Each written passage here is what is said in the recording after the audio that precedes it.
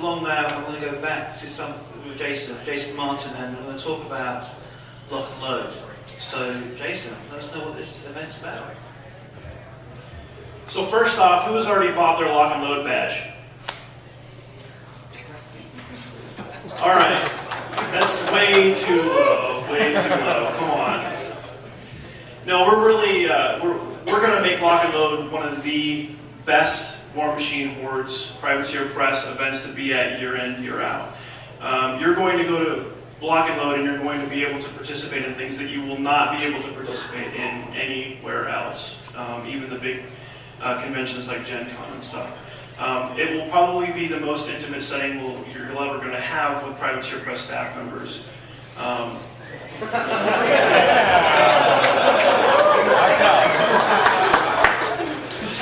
So, that being said, now who's going to buy their badge after I've said that?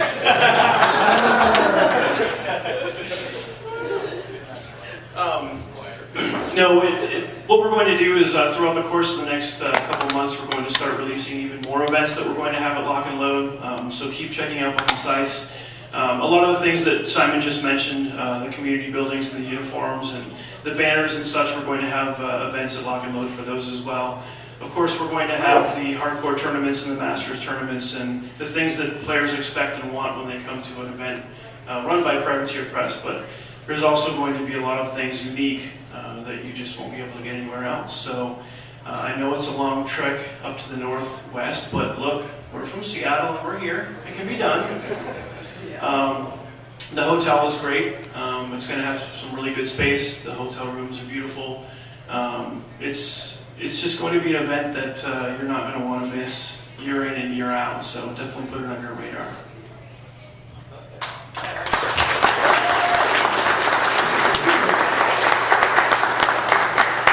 Okay, so the segment that we've mostly been waiting for, Jason sells new stuff and on the horizon.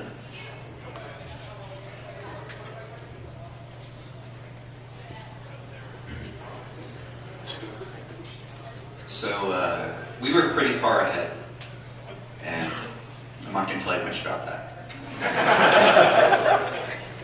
I wrote a blog for Simon that about 6 months ago that I think goes up in 2013, 2014 at this point.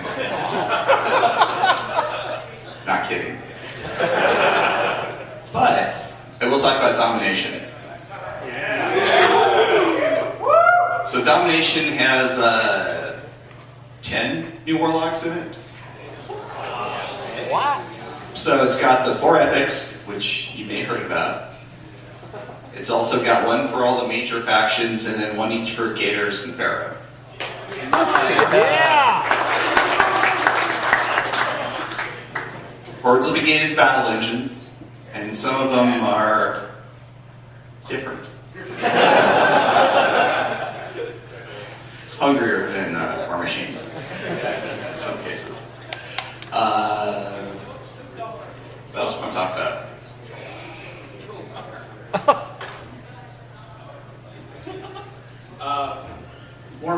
Hordes Domination will also have the first new character war beasts in some time, so that'll be something else for people to look forward to, some new character beasts and what they bring to the table.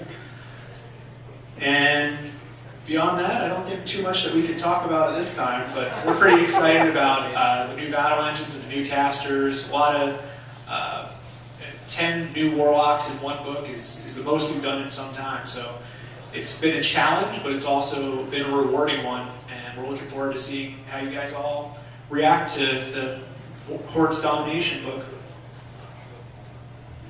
It really is a parallel to Wrath. So everything that we've said about Wrath is also going to be true of Domination. And after going through the field tests, seeing out all the Mark II stuff, we've gotten to go back and integrate all the ideas that we had going through that whole process. So it's sort of a culmination of actually a couple of years of work. So it's going to be a good book. And after that, there's more stuff. We're already working on the anthology books coming in 2012. And the ball's going to keep rolling, and they're pretty good too.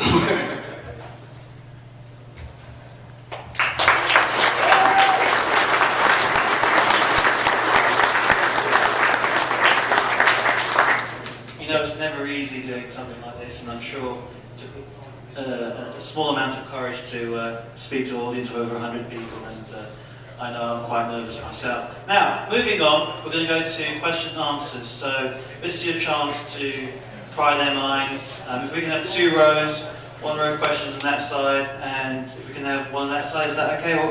Or we just have that side? Yes. Yeah? Good. Let's do it. Let's do it. Okay, so remember, please keep your points concise and short and relevant to the actual seminar. And I'll direct the actual... No, Stubbs, we don't know where your rum is. So if we can start with, of course, Stubbs. Is Itai going to get her spell back? No, I'm just kidding. Thank you, Stubbs. Okay, what you guys did so far for what we've seen so far for the character jacks in Wrath is that unlike the first set of character jacks you did in Legends, which were their own kit, these were like a modification on a kit. And is that how you guys plan to keep doing character jacks in the future, like to the exclusion of the old kits, or are we still going to see fully custom kits, or are they just going to be the add-ons from now on? Answer's yes. Both. You're certainly going to see more of the custom kits. Upgrade kits, that's what I was looking for. They're a great way to get out new characters, and they're relatively inexpensive for the player. I wouldn't say we're going to exclude doing more unique characters with their wholly owned bodies and that sort of thing, but there aren't any more in Wrath. But there is another set of character upgrades in Wrath. It also comes down a lot to the concept. Like, obviously, Cankerworm's never going to be an upgrade kit. He's, well, different. Looks different. So, if the Jack is something that is a character of an existing Jack, then yeah, it'll probably be an upgrade kit. If it's something wholly new, it'll be wholly new. So if you did Beast and Rowdy today, they would probably be upgrade kits? Probably. Never mind. Question. Only one question. Right, do we have any other questions? Oh, there we go. We're getting some people who are going to stand up. Yeah, please be forward because we are running out of time and we are behind schedule. So if we go with this gentleman first. Real quick, I was wondering if you could give us an idea how many casters and warjacks are in Wrath? Could you give us the caster and domination? And the names and what they do. Yeah, the Warcasters in Wrath, it's the 6 that you guys are already have heard about, starting as early as Gen Con last year with the teasers signed in with the web promotion. And those names are out there. I could list them, but they're on. Okay. You can find them Just online. those guys then? Yeah, those are the 6 in Wrath. Yep. With the Wrath Warcrashers that we really haven't seen like pictures or concept art of yet, I'm thinking more like Kador's perspective here, but are they going to have the same like strong thematic element that some of the others we have? We have a Daughter of the Flame Warcaster and a Morrowind Warcaster. Are they going to have the same kind of strong like tie-in to existing units? Translation, I want a Kador spoiler. That's the translation. In some cases they will, some cases they won't. As always, when we're creating characters like that, it comes down to specific ideas that somebody might have. We don't necessarily say, hey, we have this sort of subgroup that needs to be explored. If somebody has a good idea for it, that's more typically how it happens. For example, Thyra, for example, is a Daughter of the Flame, and that's certainly an area that we haven't done a whole lot with yet. And in some cases that spoke to needs in the fiction that's coming up in Wrath and the new overarching storyline. So she might, other characters, maybe a little bit more general. It's going to be more or less the same mix of things that you've already seen. I think we have Captain Damiano, who's a steelhead. So that's going to be, an obvious way to look into a part of the arcs that we haven't really done too many characters with yet. But I can't say specifically who we haven't shown and what they're going to do. Thanks. I was just wondering, are you going to be planning an expansion on the geography between Western and Marin in comparison to the East with Wrath and Domination, the new races and the continents below? Anything brewing with that? 2000. We're looking at it. The world's big, and there's a lot we can and a lot we want to do with it.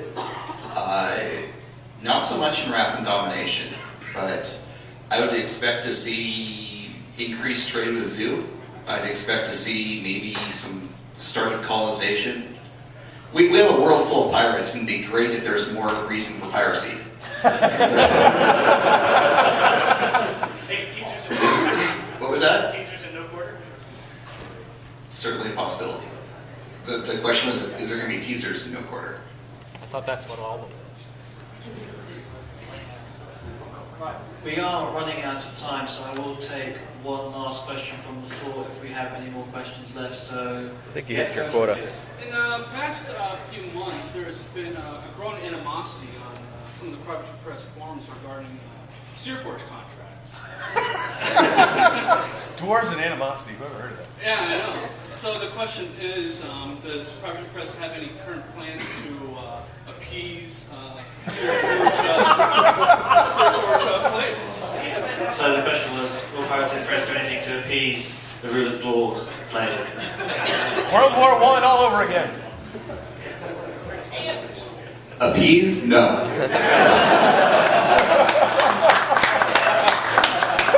That's not how we roll.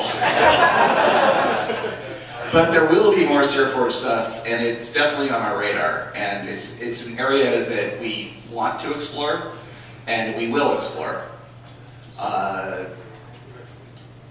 By the end of 2012, you may see a third Rule of Forecaster. Hey now. And I'll just leave it out there.